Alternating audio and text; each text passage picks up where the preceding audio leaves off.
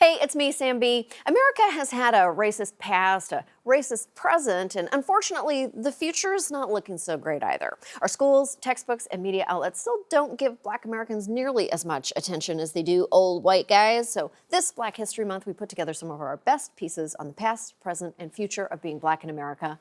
Enjoy.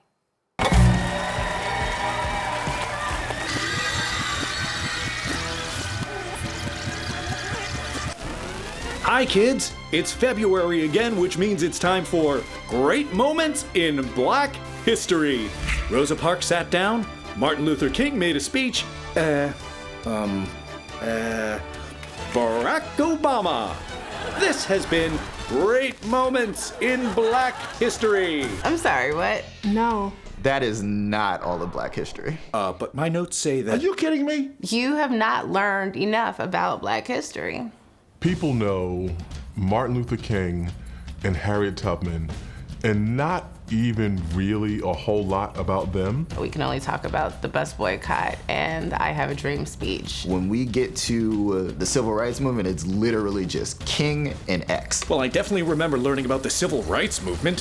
1968, when racism ended. 1968! Did Trump wake up this morning? Come on, guys. Didn't the great Martin Luther King Jr. tell us that we all have to get along? Absolutely not. Wait, what?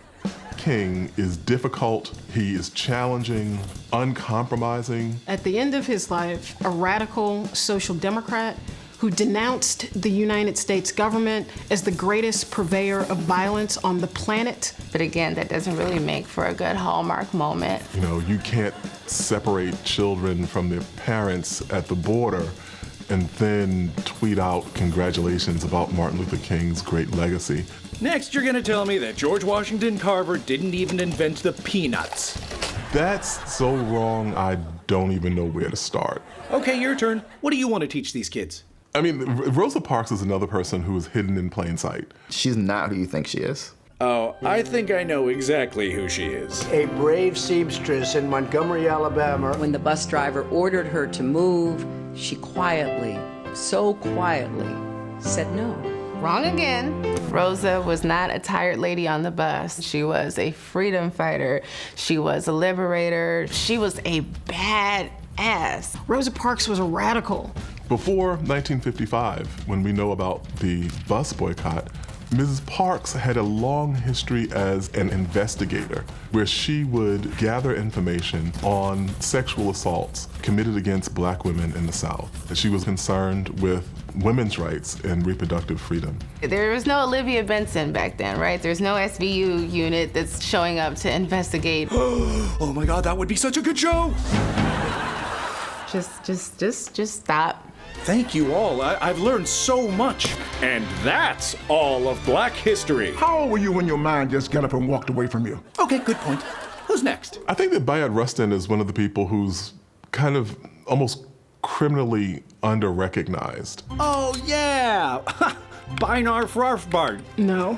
Bayard Rustin was a lifelong organizer who played a critical and strategic role in the March on Washington, which was certainly seen as a pivotal moment in the civil rights movement. He was an activist for labor rights and civil rights. He's a peace activist. He's doing anti-war protests. Wow. But if that's the case, why haven't I heard of him? Because he was gay. He was openly gay in a period of history where to do so was to open yourself up to arrest. He is Black, gay, socialist pacifist, right? Like, he's actually America's worst nightmare. He worked to alert the NAACP to the emerging AIDS crisis. But he experienced discrimination and marginalization within the civil rights movement.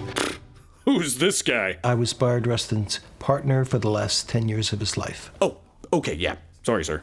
We met sometime around mid-April in 1977. We were both on a corner waiting for a light to change, and we kind of looked at each other and started talking, and the conversation went on for 10 years. Wow, that's so sweet. You know, after listening to you guys, I'm starting to feel like maybe I'm the idiot. Yep. Mm-hmm. Oh. Sometimes it's a little frustrating to see Bayard overlooked, but I also understand what happens when people write history. The problem with sanitizing Black history is that we really neuter it of its usefulness in the present. Understanding that history gives us some insight into the dramatic disparities that often exist between African Americans and the rest of American society. It's not just my child's history or the history of people who look like us. It is American history. To leave people out of that, to leave these stories of challenge, to leave these stories of triumph, to leave these stories of heartbreak and failure out of that means that you're telling an incomplete story. Whoa, I wonder who else we're leaving out.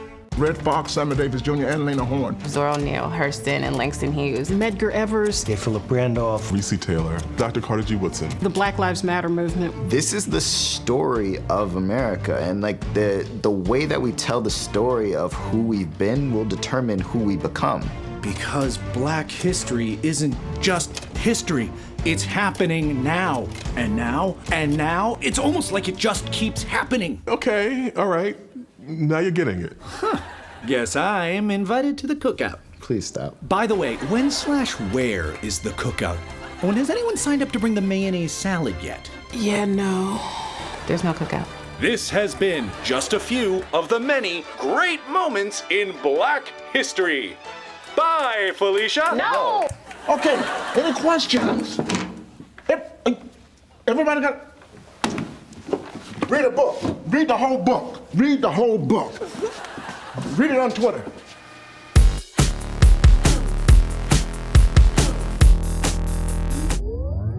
If this year is any indication, the Black future is gonna be sick. Hovercar Uber pools, glowy donut weapons, and the dopest outfits. I cannot wait to get my publicly funded vagina pants.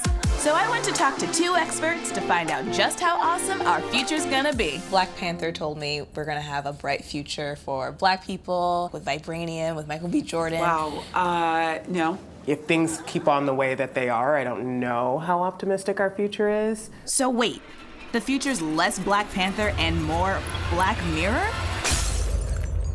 Technology often gets used in service of other people's interests, not in the service of Black people and our future. Whether it's facial recognition or predictive policing. We see bias in credit decisions, see bias in terms of the ads we get to see. Even like Snapchat couldn't recognize my face. Oh, I go through the same thing.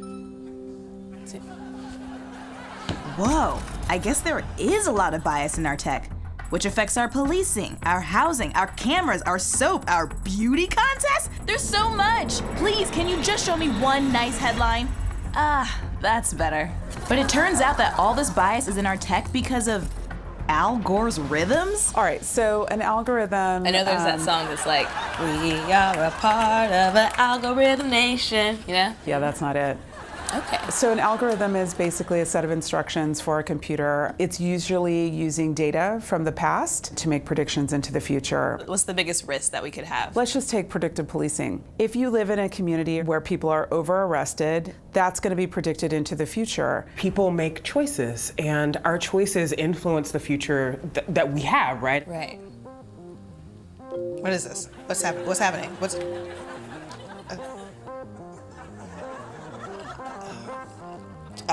Do I have to? Okay.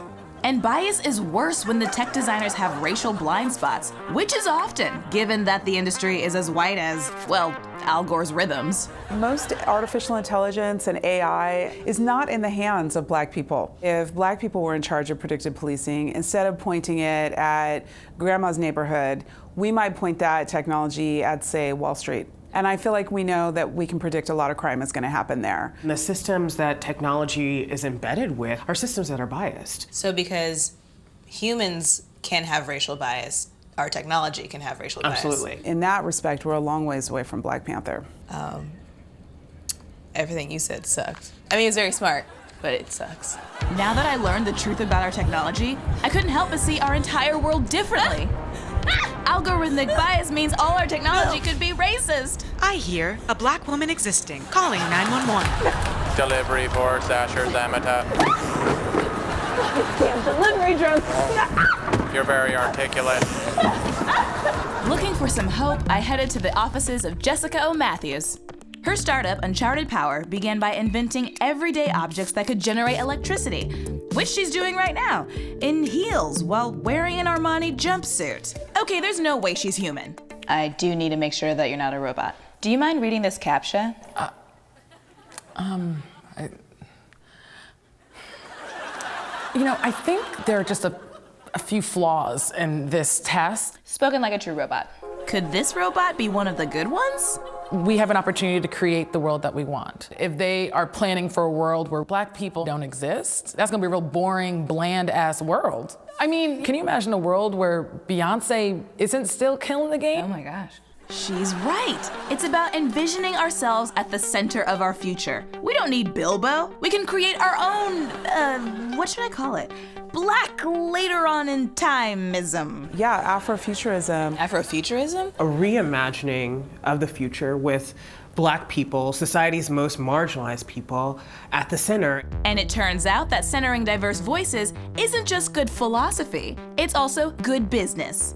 Hear that, tech bros? Racism is stupid for 2 reasons. Diversity isn't a charity thing, it's an economic thing, right? One thing we can think about is giving money and power to people who don't traditionally have it, to Black and brown entrepreneurs. Yeah, because we have Black girl magic. We do have Black girl magic, but we also need Black girl money, and Black girl power, right? Yeah, maybe we should start investing in Black women rather than Black turtlenecks. I think Black women are often at the epicenter of these calls for change, even in big tech. I think that we're starting to have critical conversations about the technology that we build and the impact that it has on folks who are already marginalized. Black women, we just don't quit. We know that the world will be a better place if we keep doing what we're doing. So I feel super hopeful. I think the whole Black experience is about hope. That's right. If people will just get the hell out of the way and let amazing Black women lead, we might have a bright future after all. Oh. Shazam! I'm from the future! Are you here to tell us how good it is for Black people in the future? Well, Green Book 5 just won Best Picture, so we still have a ways to go. And now it's just about white guys driving each other. But the outfits are cool, huh?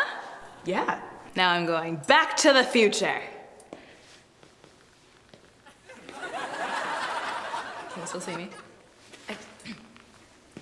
I don't remember how I got in, so I'm just gonna take a lap around the building.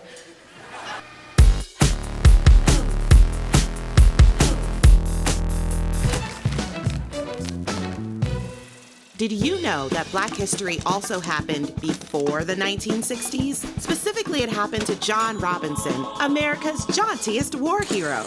Hey, girl. Wait a minute, why does your John Robinson look so much like Idris Elba? It's Black History Month. Anything is possible. John Robinson is the most inspiring Black hero you've never heard of. In 1935, Italian dictator Benito Mussolini invaded Ethiopia because he was a little bitch. I'm gonna invade Ethiopia because I'm a little bitch. When the League of Nations learned that one of their members was under attack from a fascist regime, they stood up and declared in one unified voice. Sorry, we meant League of Non-African Nations. Yep, Ethiopia's allies weren't willing to rock the geopolitical boat over some African country.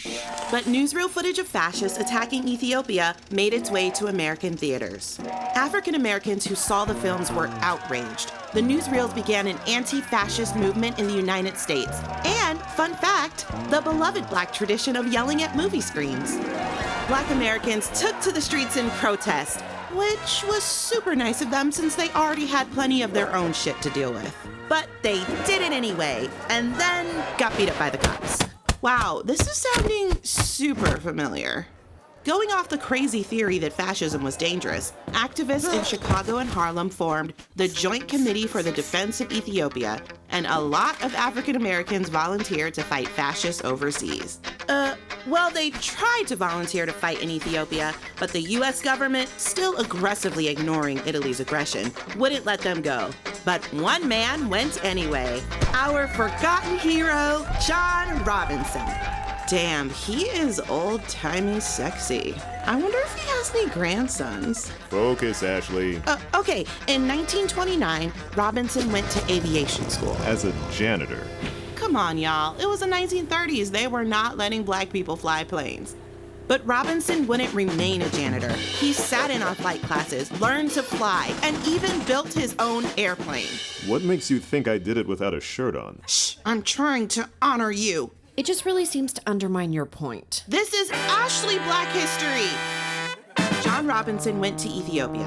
Emperor Haile Selassie appointed him head of the Imperial Ethiopian Air Force. Training montage. Da, da, da, da, da, da, da, da, da, da.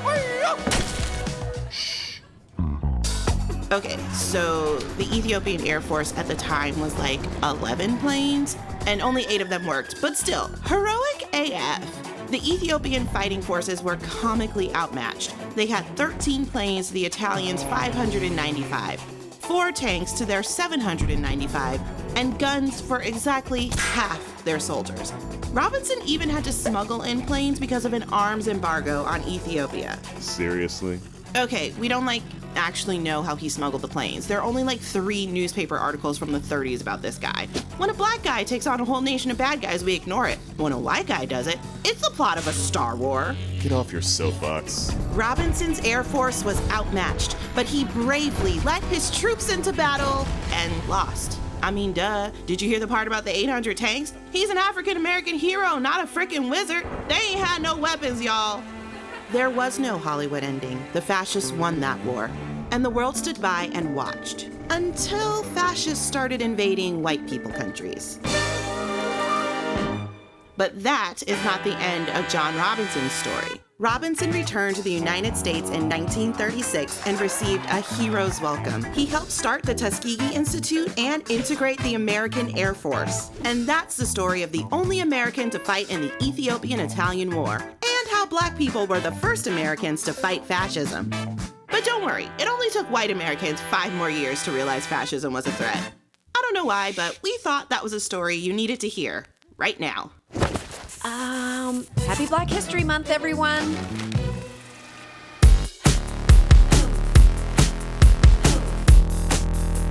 Hey, we're the Lucas Bros, and today we're going to talk about white supremacy. Specifically, how much these dudes love their Greek and Roman statues. The architecture of ancient Greece. I'm talking about something bigger. Your connection to a culture, a history, a destiny. Just go look at the Greek sculptures, and that's you. We love white people! We're white men! We did everything! Chill, dude, we get it. So we went down to the Met to learn about the ancient white history that white supremacists love so much. Oh yeah, like the movie. The Met has a lot of white statues, and surprisingly lacks security. Whoa. Yo, look at these dudes. Well, here we are, the beginning of white people. Hello, white statue. Actually, Lucas brothers, they were never white. Did that statue just talk? It wasn't a statue. It was this sharp-dressed dude. And he said he was the Met's head scientist. And he also said everything we know about statues is a lie. A white lie. That's a pun. So, the ancient world was not like this. When you see white here, you have to imagine vibrant color. So marble was just a canvas that a painter would decorate. Wait, I'm sorry. This is just, my mind is Your mind's blown? Yeah, My mind's I can't. blown. This is crazy. This is amazing. This is nuts. They're not white. They're not white. They're not white. Was he saying that this entire museum of whiteness was actually supposed to be in color? They look white now, but it was a very diverse world. The skin tones in the statues would have been reflective of what was around the street. Are you telling me some of the people might have looked like us? Absolutely. I love museums! I love museums! God, I love it! The science actually shows that the statues were painted with a variety of skin tones. That's right, but the paint wore off by the time they were unearthed centuries later. So basically, we could have avoided racism if the Greeks just used some primer. But she's definitely a white lady, right? She looks like she's snitching on somebody. But if the ancient world was so diverse, how come these dudes use it to prove their superiority? Don't ask me, man. That's the white lady. Hey. Hey, white lady. I'm Sarah. Hopefully, white lady Sarah could explain why all these statues became fuel for racism. A lot of groups within the alt-right have looked to antiquity as a way of legitimizing what they're saying and what they're doing. These statues get used as a tool to justify racism. So alt-righters and neo-Nazis are trying to claim that they own all of ancient history, like, I'm Caucasian. I'm Caucasian. I'll be Caucasian. I'm Caucasian. I'm Caucasian. I'm Caucasian. Yeah, I'm Caucasian. I'm Aaron. Greeks had no conception of biological race. Of course, they see skin tone, but not in order to reinforce an idea of whiteness or blackness. Well, how do they know which culture to appropriate, you know? I haven't asked. How did the cops know which chariot to pull over? Sure, the ancient world was full of slavery and oppression, but the fact is the idea of race never played into any of it until Europeans came along centuries later and used white statues to justify categorizing people by race. When you have just a monolithic picture of ancient Rome where everybody in your mind looks like a white statue, then that reinforces the idea that these were all just white people walking around in the Roman Empire. Then how can we put the color back into our past? Hello! Hello, hello, hello. Yo, Lucas Brothers! Yo, Lucas Brothers! Yo, hey, man. Another black person. What's going on, man? Hey, how you doing? Brother, too, baby. What I'm talking about. Hey, did you sneak in too? You sneak in too? No, I was invited. I have like 4 degrees. Wow, that's one for each of us. Plus one for that statue over there. Whiteness is not skin color. Whiteness is a system of oppression. You damn right it is, brother. Yeah. Right on, brother. But I'm serious though. It literally is not a scientific thing. Okay. Whiteness is really an invention that white people came up with to categorize people. There you go. You invented something. That's great. Happy White History Month. But the funny thing about whiteness is who's white keeps changing. It was like first the Irish weren't white, then they became white, Italians weren't white. So it's almost like a minor league system for whiteness. You got to start off and then you get moved up. You got to start off oppressed. We're going to be white in no time. I wouldn't hold your breath. So it's almost as if these white supremacists aren't superior. Yep, that checks out. So if race is a construct, can we still be black and proud? I think we can be proud of the way that black people have survived, you know, even though we got organized into these categories. First, they start organizing the statues, and then they start organizing institutions, education, criminal justice, all around whiteness. So we have to undo this world that whiteness has created. Wow. And we've got to learn to see the past in full color. You know what he means. Of course I know what you mean.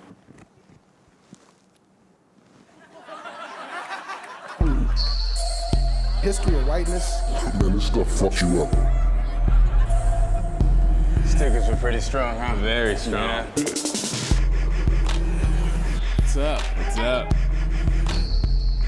What's racist? Oh, well, he doesn't know racist. No, They don't like us. They don't like us. Oh, like twins? No, not twins. I have no idea what you're talking about. Have you seen the rest of my penis? The ancient world was full of color. Whiteness is a construct. It's a system of oppression. That's an excellent point, brother. Seriously, guys, I used to have a penis. I guess history really is way doper when you see it in every color. And when you're stoned as fuck. Man, can't believe we did it. What? We solved racism. I don't think so. Well then fine, I solved racism. What, I don't get credit now?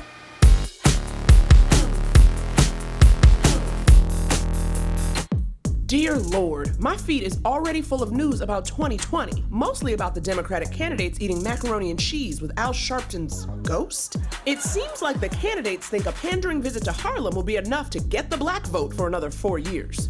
But all the soul shakes in the world won't do that, Joe.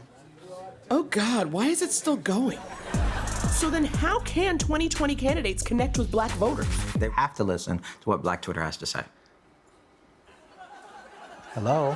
Are you tweeting right now? Oh, yeah, but people are loving it. Hanging with my new bestie, Andre. Excuse me. Oh, and Meredith. They both study Black Twitter for a living, which means there'll be a 19-minute Tucker Carlson segment in no time. And for all you white people that have been busy tweeting food porn, Black Twitter is Twitter when black people are using it. And we're really good at it, especially when we're live tweeting dem thrones. Aria is grown, y'all. Black Twitter is not Black America, but what you see there is discussion from a number of different corners of Black America. If you say something funny, the audience will respond by saying something funnier. If you are a church attendee, think of it as the idea of call and response. So it's like, hallelujah! Chrissy Teigen, can you hear me? No. Can I get a retweet? Ah. Retweet. I know what you're thinking. Twitter is a cesspool. When it isn't filling my mentions with misogyny and white supremacy, it's taking a meeting with it at the White House. President Trump welcomed the CEO of Twitter to the White House. A large portion of the meeting involved Trump complaining about his follower count. So basic. But Black Twitter has been making positive change in our society for years. Alicia Garza created the hashtag Black Lives Matter. Kashawn Thompson did Black Girl Magic. And it's where I started my Cardi-inspired diss. Hashtag load you like a dishwasher. I have not heard that one. Is it aggressive? Is it sexual? Yes. Do you think you're gonna start using that phrase? I can't say that I will. That's okay. We can make you say it in post. Yes, hashtag load it like a dishwasher, girl. But when it comes to Black communities, the 2020 candidates are locking their doors and avoiding eye contact. 2016 was so difficult for so many people because the candidates didn't effectively connect with people that they needed to turn out at the polls. Just because you're a Democrat does not mean that our vote is yours. You are going to have to work for it. Wow, okay, you loaded them like a dishwasher, girl. It's officially a thing. But this is serious. If they're not careful, the Democrats are gonna fuck this up again. Are there any Democratic candidates that you think are engaging with Black Twitter? No. Wow, that was a brutal no. Democratic candidates need to be listening to Black people and using that information to inform their campaigns. If I was an old, white, rich, establishment Democrat, what would I listen to? Oh, I know. TED Talks. I mean, Naomi Talks.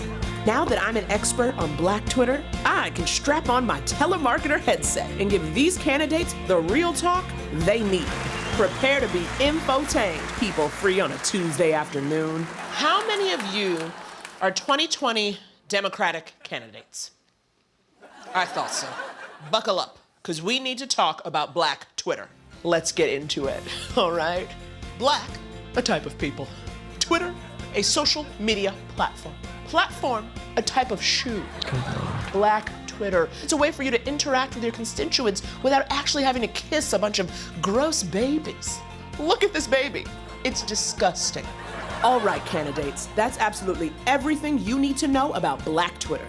You're welcome. I have a question. Oh my God, Feminista Jones, you are like a fixture of Black Twitter. I'm also a feminist, and I noticed that you didn't mention anything about Black women and how we drive Black Twitter. Black women are the voters. We start the campaigns. We start the movements, and you just totally left us out. That was more of a comment than a question. My question is, are you okay, sis? Point taken. I actually have a question. Why does everyone get a lower third? I don't have a lower third.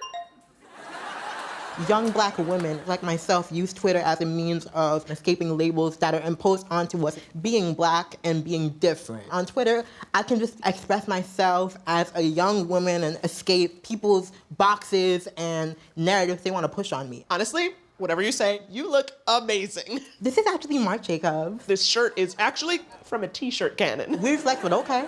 Quick question. I was just wondering. Oh my God, girl, you took down that Confederate flag. Appreciate it, but you didn't seem to mention anything about how Twitter is not a new form of activism. It's really just a new tool that's being utilized by grassroots movements that have existed for a long time. And so I think it's really important to not just highlight the platform, but really the people who are doing the work. You are so right, and I appreciate you, but where is everybody getting microphones? I have a question. DeRay McKesson? What, are you in the electrical system? You're not talking about all the incredible Black activists and journalists whose coverage of the 2020 election specifically will be important. And for the first time, mainstream media doesn't get to just dictate what is news. I think it's a game changer. Everybody keep their questions that are actually comments to themselves, okay? Okay, but you have to talk about really Black something that has been women. I would just like to mention how Hello, I'm actually trapped in the electrical system. Black people aren't a monolith, and we don't all agree. I mean, a bunch of Black people are disagreeing with me right now. So maybe don't assume all Black people are voting blue, Democratic candidates. If you want our vote, you're gonna have to log on and listen to us. All of us. Or else we gon' load them like a dishwasher. Am I right? Oh, girl, no. No. That ain't it. No. That don't make no sense. That's my time.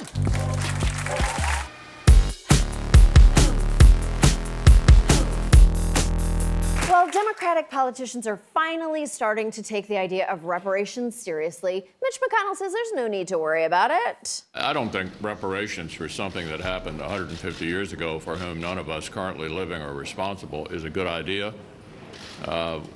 We've, tried to deal with our original sin of slavery by fighting a civil war, by passing landmark civil rights legislation. We've elected an African-American president. Who's we, asshole? You spent 8 years openly fighting Obama at every turn. If Obama was reparations, which is nonsense, then McConnell is the guy who burns your 40 acres and then fucks your mule. I decided it was time to learn more about what reparations are and what they could be from someone other than Mitch McConnell. It's Juneteenth, a day to celebrate the abolition of slavery. Sadly, our country has yet to atone for our racist past, or really, our racist present. So let's have a conversation about the conversation that white people have been ignoring for several hundred years. Reparations. The idea that some sort of compensation needs to be made to the descendants of those who were enslaved in America. I went to the Morris Jamel Mansion, a former slave plantation in Manhattan, and sat down with a reparations expert. I'm not gonna lie. I thought you were going to be black. Well, I'm German. Oh, say no more. To this day, Germany pays a monthly pension to survivors of the Holocaust. And while it's always too little too late, it is important. So obviously the compensation doesn't really make up for your loss. There's nothing you can do to compensate for wholesale extermination of an entire people. No. It's a gesture, a symbolic gesture. A symbolic gesture. Yes. To me, it signaled that Germany was taking responsibility, but it still doesn't take away from the shame that I feel for me as a descendant of the perpetrating side, including my beloved grandparents who sympathized with the Nazi movement. I was ashamed of my dad when he picked me up from school in jorts. I think you win.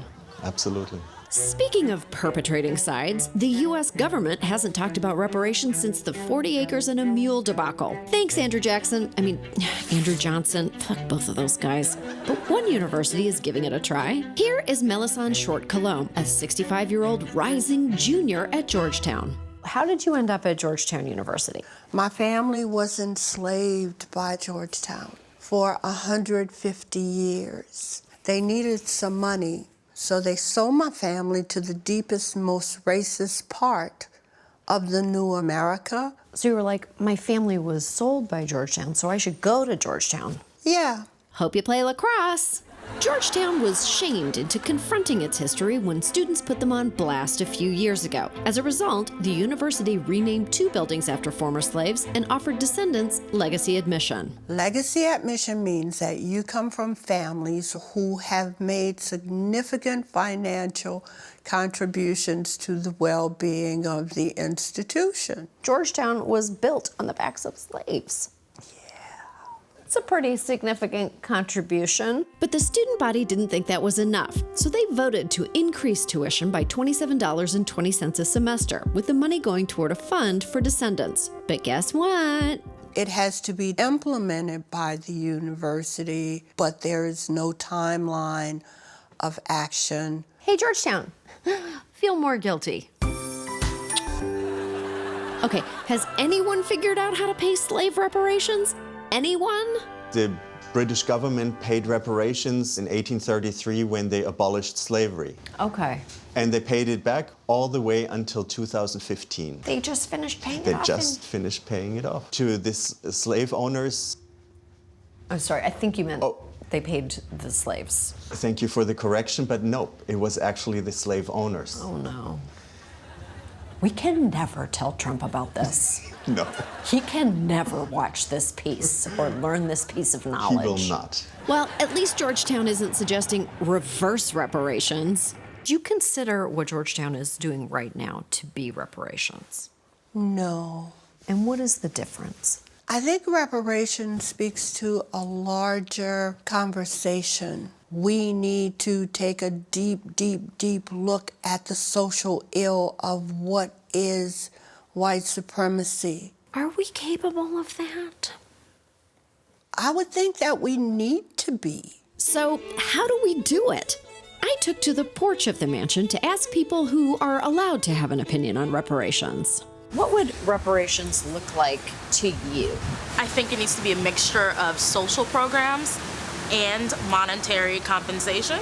I say free college for African American kids. Because it's like education was something that was denied for so long. Higher education, it's a great first step. Who should get reparations? Anyone but white people. I feel like that should be the Democratic slogan for like 2020, 2024, maybe 2028. What about Ben Carson? Does he qualify? Ben Carson doesn't get reparations. He should actually pay a penalty. Like, he's a negative. He is kind of. He should contribute. What if one of the conditions of reparations was that white people just don't vote for like 10 election cycles? I'm not totally for that because I think that Really? would be oppressing white people, and I'm not for oppressing white people. I'm just for giving black people reparations. I'm for oppressing white people, just a little bit. Amazing! Reparations are about so much more than money. They're also about oppressing Ben Carson. My luggage. For people who have been ignoring black people and Spike Lee's production company for like 250 years, why are reparations important? Telling the truth is painful, but it ends up being so, it's like walking in a rain shower. Getting soaking wet kind of sucks in the moment, but after you've been washed by the rain, you feel pretty good. Mellie's right. A rain shower. Oh my God, is that your roommate? Hi, guys. Hey. I always learn a lot when I'm here, so it's a lot of fun. Great. You college kids.